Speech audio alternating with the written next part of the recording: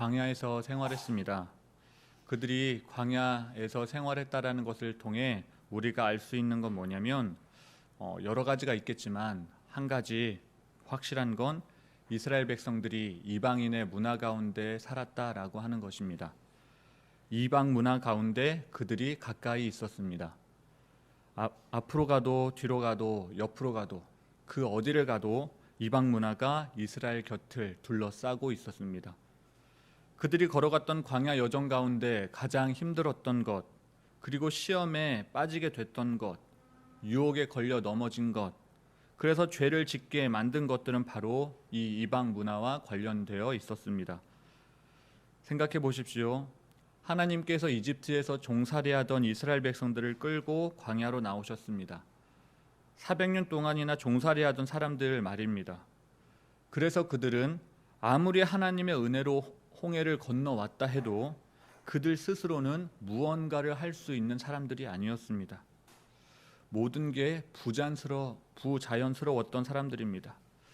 왜냐하면 노예에게는 어떠한 결정권도 주어지지 않았기 때문입니다.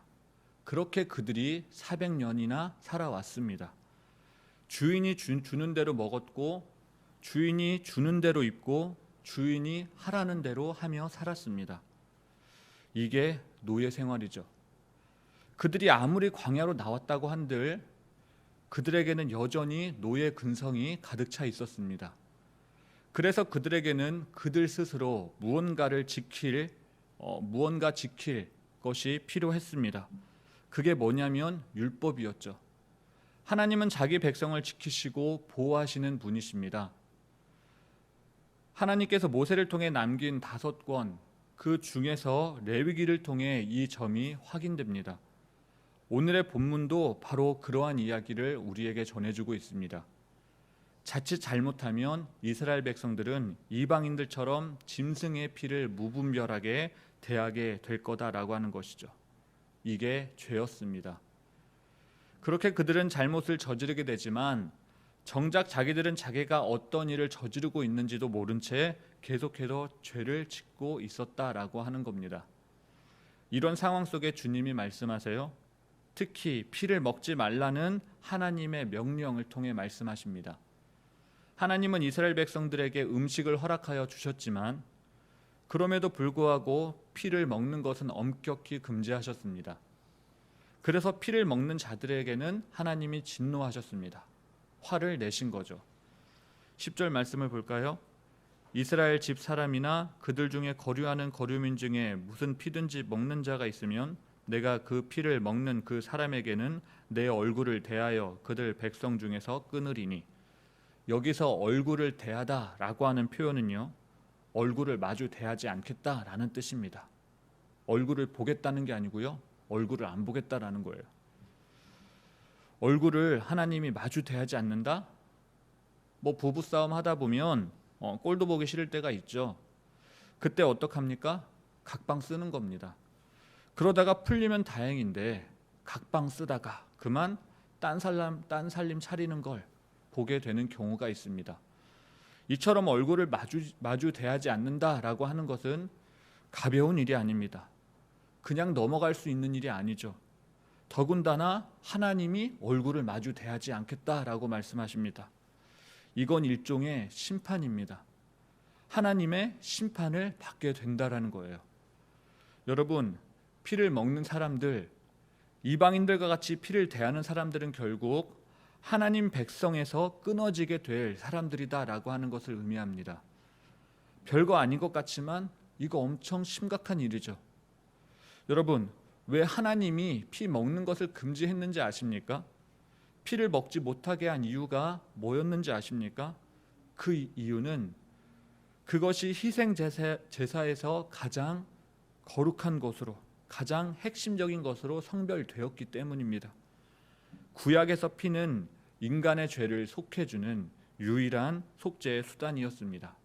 피가 인간의 죄를 속하는 거였습니다. 구약시대의 모든 제사는 그래서 속죄의 피가 그 중심을 이루고 있습니다.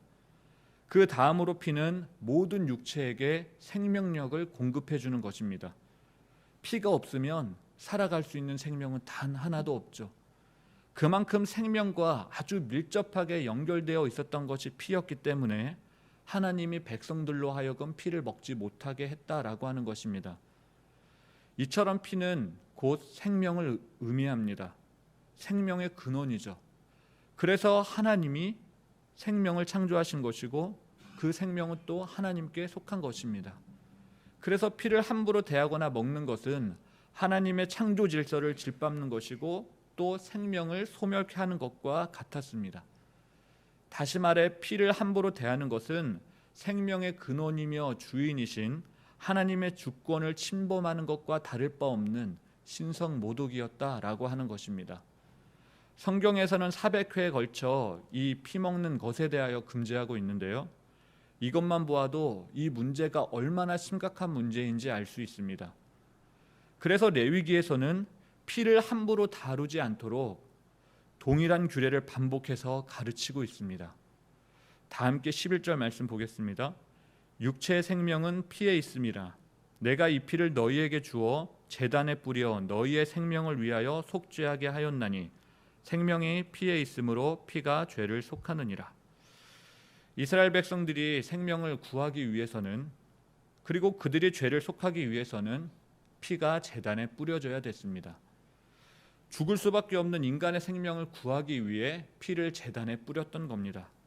이게 구약에서 말하는 속죄 방법입니다. 그리고 앞선 말씀에 속하느니라 라고 하는 표현이 나오는데요. 그 뜻은 이렇습니다. 속하느니라에 해당하는 히브리어는 카파르인데 문자적으로는 감추다, 숨다, 가리다, 덮다 그런 뜻을 가지고 있습니다.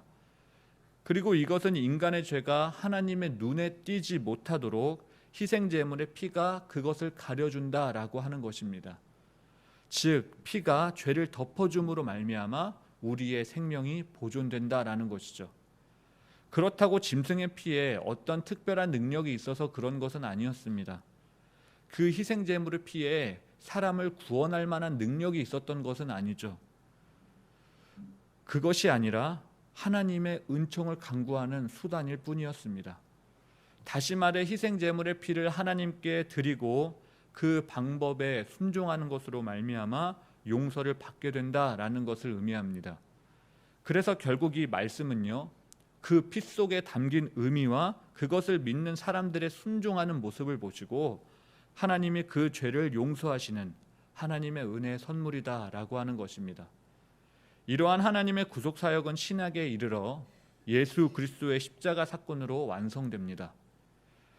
죄의 옷을 벗게 해주시는 분이 누구십니까? 하나님이시죠. 이 말은 결국 인간 스스로는 자기의 죄를 벗을 수 없다라고 하는 것입니다. 신약 성경에서 줄기차고 이야기하고 있는 게 뭐냐면 바로 그리스도의 피, 보혈입니다. 구약에서도 희생제사로 드려진 제물의 피는 신약에서 우리 죄를 대속하기 위하여 흘리신 그리스도의 대속의 피를 의미합니다.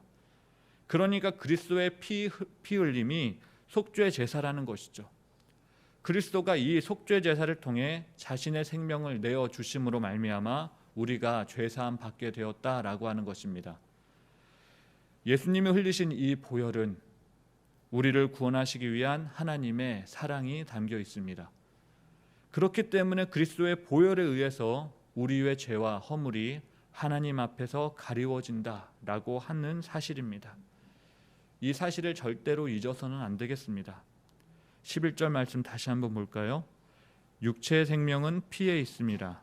내가 이 피를 너희에게 주어 제단에 뿌려 너희의 생명을 위하여 속죄하게 하였나니 생명이 피에 있으므로 피가 죄를 속하느니라. 육체의 생명은 피에 있습니다. 피 가운데 생명이 있다고 하는 이 사상은 신구약 전체에 흐르는 아주 중요한 핵심입니다. 특히 예수 그리스도의 피로 말미암는 이 속죄 사상은 하나님께서 우리에게 던져주신 최대 메시지이자 복음이자 성경 전체에 흐르는 핵심 주제입니다. 하나님은 우리가 이 세상 속에서 구별되어 살아가기를 원하십니다. 광야에 살던 이스라엘 백성들이 이방 문화에 빠져 살지 아니하도록 그렇게 하나님은 거룩하게 이스라엘 백성들이 살아가기를 원하셨습니다. 그들뿐만이 아니라 우리 역시 그리스도의 은혜를 힘입어 세상 속에서 구별된 하나님의 백성으로 살아가기 원하십니다.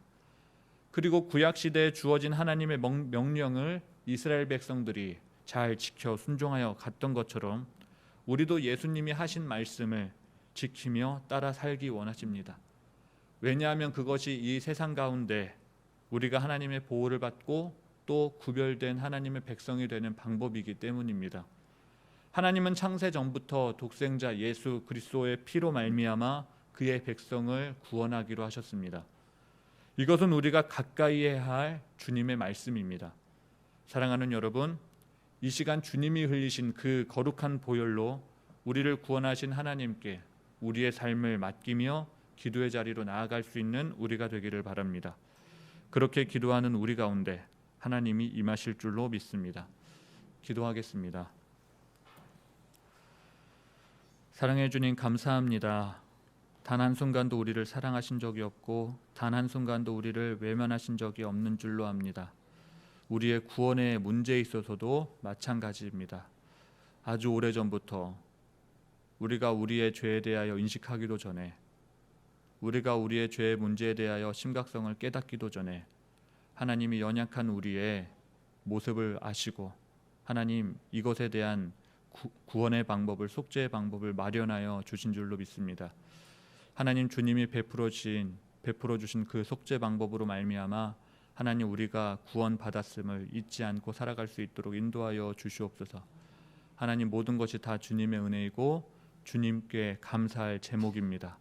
하나님 오늘 하루 기도할 때에 하나님 이 부분에 대하여 더욱 하나님께 깊이 감사할 수 있게 하시고 하나님 이 사실을 세상 모든 사람들에게 전할 수 있는 우리 되게 하여 주시옵소서. 하나님 사랑하는 주의 종 목사님의 건강을 위하여 기도합니다. 하나님 주님께서 태어나게 하시고 주님께서 강단에 서게 하셨습니다. 하나님 이후로는 더 강한 육체로 더 강한 하나님의 마음을 가짐으로 하나님 주님이 세워주신 곳에서 하나님의 사랑을 전하게 되실 줄로 믿습니다. 하루하루 보내는 시간 동안 그의 육신이 위로를 받고 치유를 받고 거듭날 수 있도록 하나님 인도하여 주시옵소서. 하나님뿐만 아니라 우리의 가족 중에 수많은 이들이 고통 중에 있습니다. 정신적으로 그리고 육체적으로 힘든 시간을 보내고 있는 사랑하는 주의 자녀들 하나님 찾아가 주셔서 모든 세포가 하나님이 만드신 태초의 모습으로 회복되어지도록 역사하여 주시옵소서. 살아계신 예수님의 이름으로 간절히 기도하옵나이다. 아멘.